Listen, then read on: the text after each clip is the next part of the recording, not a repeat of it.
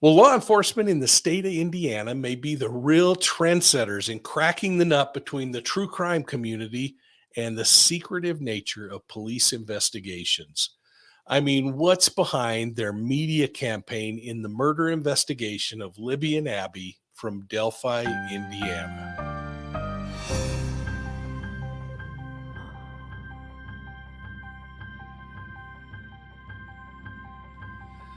Hello, everybody, and welcome to Profiling Evil on Court TV. Is Indiana blazing new territory in this recent request on social media for citizens in the true crime community to share information? You know, it would appear so. And as they ask for help in the murder investigation in Delphi, I think you're going to be intrigued by this segment with Vinnie Politan and my colleague, retired FBI agent Bobby Chacon.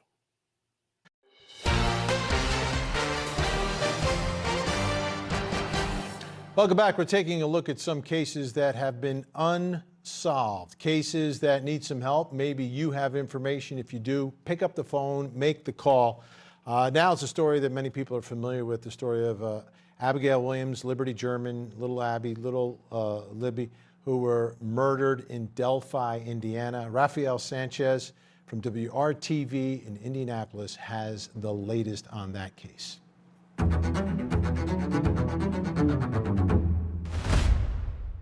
I'm out here pleading for the public, who's been a great help, but this is another opportunity where people can step up. The families of Libby German and Abby Williams are hoping the latest development from state police will reveal the killer. So please give her a minute, take that time, really think about what they're asking, and if you have any information, to please help and share that back with the investigator team. On Tuesday, state police released this video message disclosing an interest in an individual using the social media name Anthony_Shots on Snapchat and Instagram between the years 2016 and 2017. The individual used the pictures of a real-life model not involved in this case. Police say the individual used these images to get young girls to send nude images or to get their address to meet them. Obviously, be very cautious because there's predators out there that are preying upon our children. Whether that's exactly what is going on here, I can't say, but obviously we know that happens. And I think it's becoming more prevalent as technology gets better and we move further into the the age that we're in with all the media platforms and ways to communicate out there.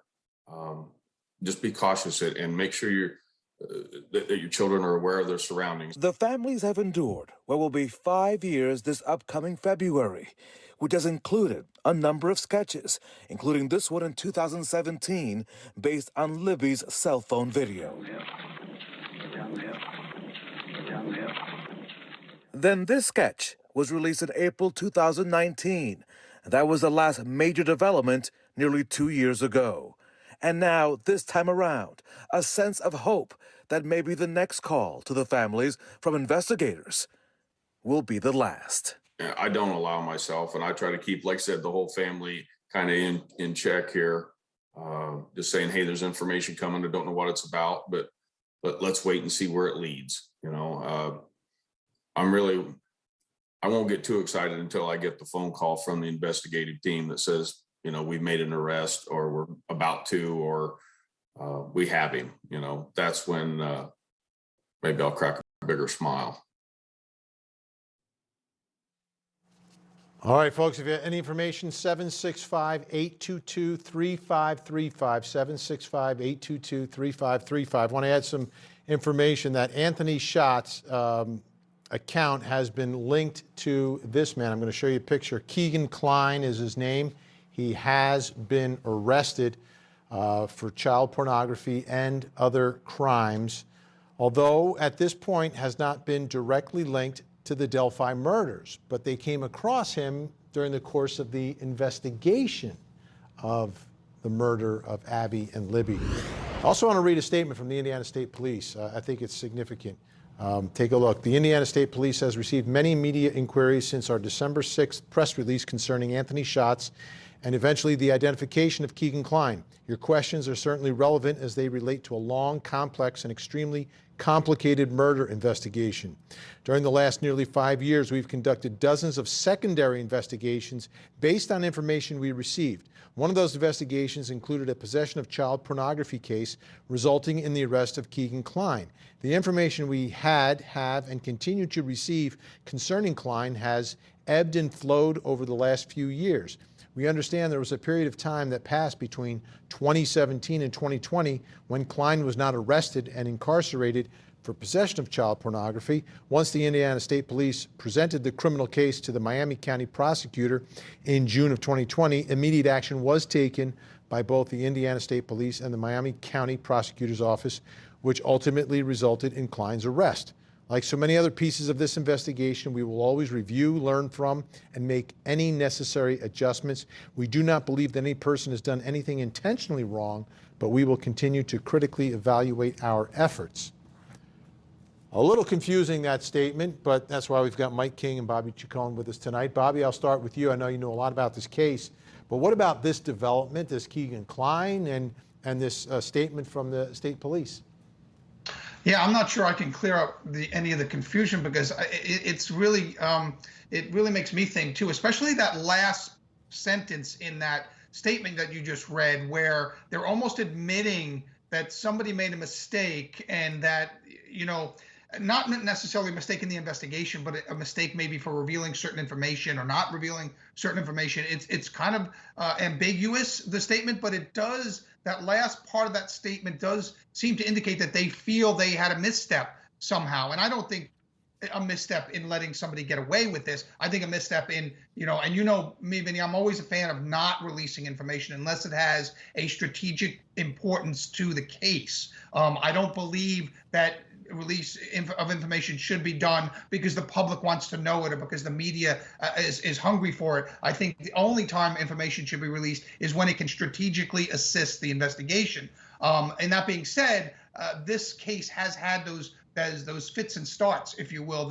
We had some, and then we had a press conference when they had the video, which was, you know, down the hill, and then, hey guys, down the hill. There was an additional part of that video that we hadn't heard originally, and then there was, you know, then a press conference about the additional video or additional audio, and then of course now with the most recent one with this fictitious name on this website using this poor guy's picture, you know, and everybody should remember that person in the picture has nothing to do with this case. But clearly the attempt to lure children using that Anthony Schatz handle has some type of connection to this case, or they think it could have some type of connection. So I think that the one benefit of all of this is that these investigators are still earnestly working this case. They're still turning over every stone they can, and they're still hot on the trail of whoever this killer is.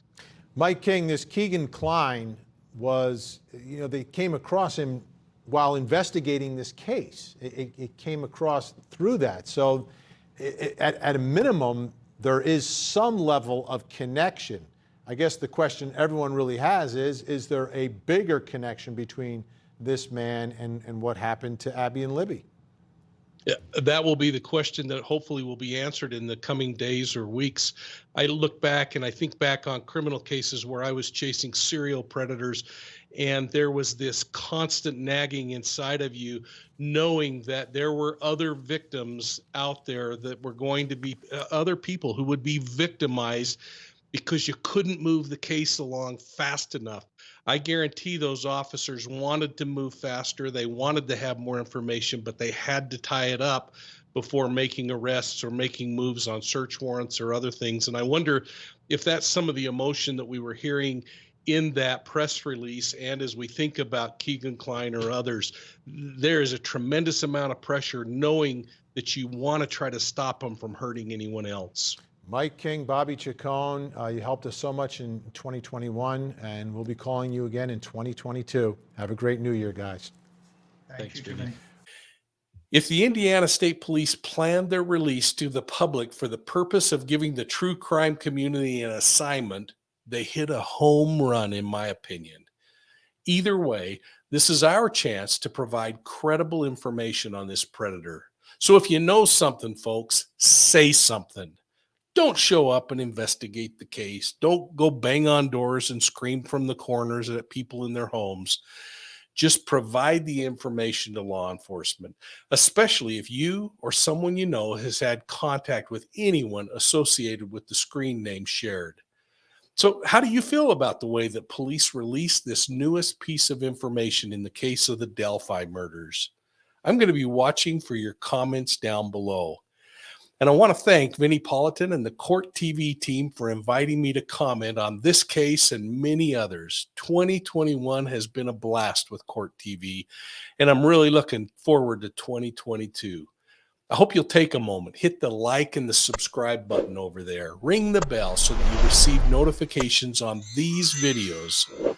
You can also find Profiling Evil on YouTube, Instagram, Facebook, and Twitter. And if you like podcasts, make sure you search us out. Look for Profiling Evil on your favorite podcast platform. And don't forget to check out our website at www.profilingevil.com. Hey, thanks again, folks, and we'll see you all soon at the next crime scene.